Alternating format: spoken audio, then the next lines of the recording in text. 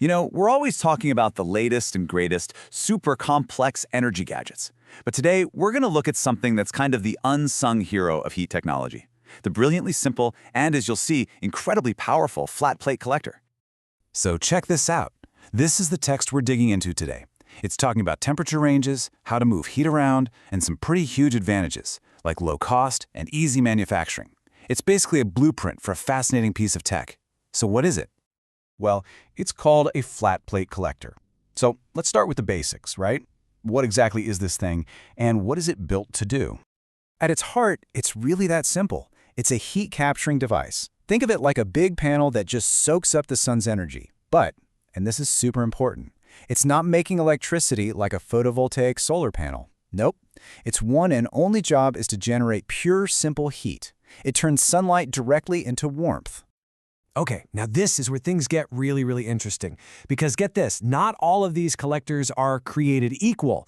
Let's take a look at the kind of heat they can produce. Because the jump from a standard model to an advanced one is, well, it's pretty huge. So your typical everyday flat plate system, it runs somewhere between 30 and 80 degrees Celsius. That's about 86 to 176 Fahrenheit. And this is the perfect temperature for things like, heating water for your house or warming up a swimming pool. Super useful, super effective, but it's really just the beginning of what this tech can do. And that's the big question, isn't it? What happens when you take this simple, elegant design and you give it a serious upgrade? The performance doesn't just get a little bit better, it gets a lot better. 200 degrees Celsius. That's nearly 400 degrees Fahrenheit. We're now talking about temperatures that are hot enough for some serious industrial jobs, like generating steam. That's a massive leap from that standard 80 degrees. I mean, just look at that difference side by side. You go from a really reliable standard system to a high-performance machine that more than doubles the maximum temperature.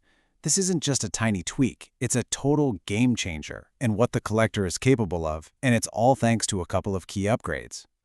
So how in the world do they pull that off? Well, it boils down to these two clever bits of tech. Vacuum insulation, that's basically like a super efficient thermos, right? It traps all that heat and stops it from escaping.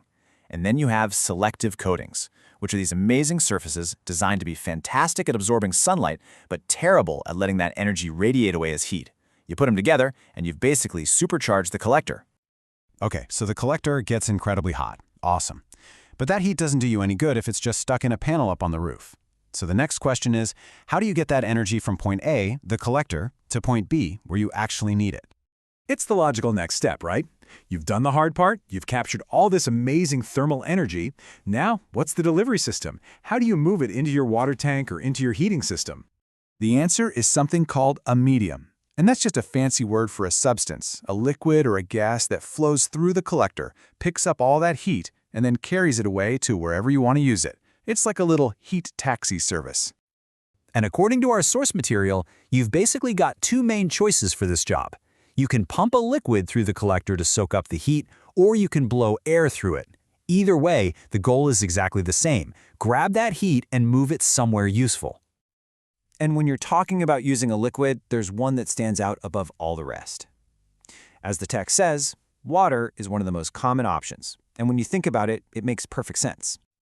The source gives two really simple but critical reasons.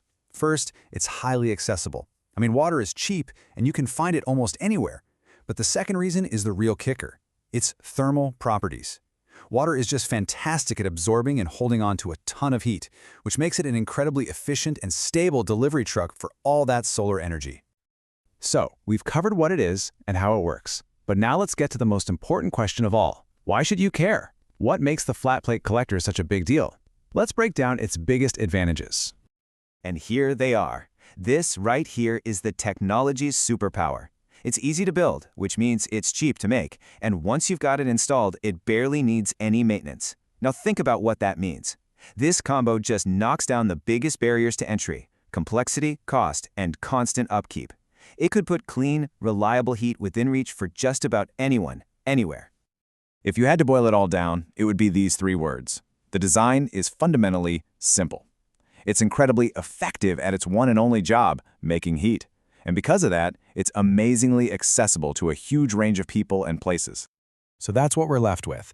A piece of technology that isn't flashy or complicated, but it's robust, it's affordable, and it's easy to live with.